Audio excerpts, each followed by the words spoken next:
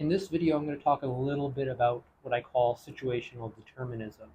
And situational determinism has to do with seemingly contradictory concepts. So there's two main components here, situational and determinism.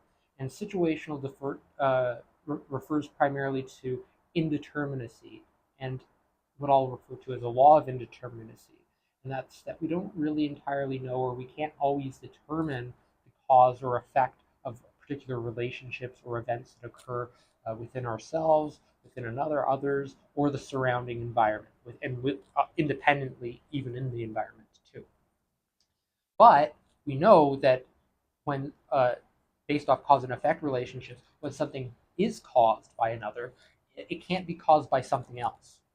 And there are certain laws out there, like the law of non-contradiction, which primarily also pertains to perception, that has to do with when we recognize that two events can't possibly both have happened or occurred, or can't exist at the same time, can't exist simultaneously, because it would contradict itself, right? So, fire, for example, if it's burning on a wick, there's certain predicates to it. Those predicates are oxygen, fuel, and uh, oxygen, fuel,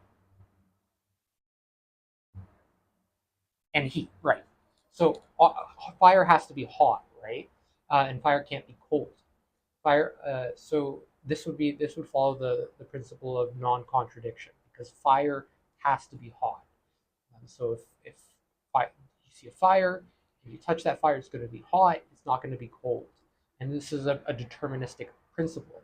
And also the sources to that fire. So, for example, the fuel, the oxygen, and the heat are causal aspects of the flame, right? So these are integral aspects, and to some degree, they're situationally determined characteristics of it. But the situational elements have to do with the conditions that ultimately surround that flame.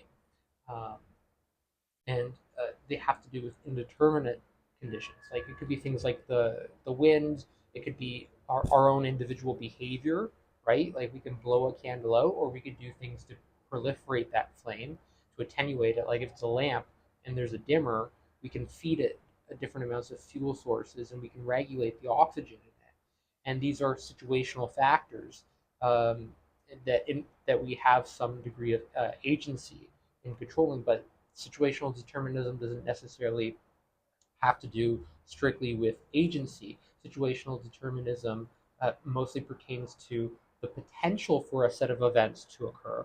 And then once a set of events has occurred, there's a set of deterministic characteristics that can rule out uh, some possibilities, but also eliminate impossibilities.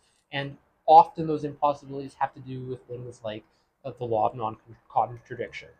But situational determinism incorporates this concept within determinism of indeterminacy.